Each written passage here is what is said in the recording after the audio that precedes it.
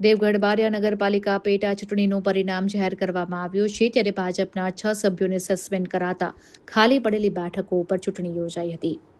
ચૂંટણીમાં ભાજપને 4 બેઠકોનું મોટું નુકસાન વેઠવું પડ્યું હતું. ભાજપ પાસેથી 4 બેઠકો કોંગ્રેસ અને આમ આદમી પાર્ટીએ આંચકી લીધી છે. દેવગઢ બારિયા નગરપાલિકામાં ભાજપ સ્પષ્ટ બહુમતીથી ગુમાવી ચૂક્યો છે.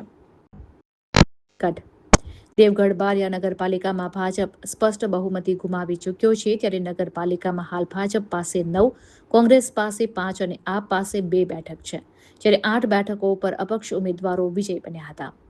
સદસ્યોની કુલ સંખ્યા જોતા બહુમતી સાથે 13 બેઠકોની આવશ્યકતા રહે છે. મોડેલ સ્કૂલ ખાતે યોજાયેલી મતગણતરી શાંતિપૂર્ણ માહોલમાં સંપન્ન થઈ હતી. રિપોર્ટર અનસ ટુણિયા, દેવગઢ बारिया।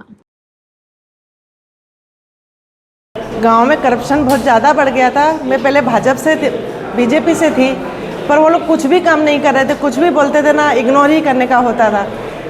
इसलिए अभी मैं आम आदमी पार्टी से एक कॉरपोरेशन का इलेक्शन जीती हूँ। वहाँ पर करप्शन बहुत ज़्यादा था, पर अब गांव के लोगों ने मुझे इतने वोट दे के जिताया है, उन सबका बहुत बहुत आभार व्यक्त करती हूँ।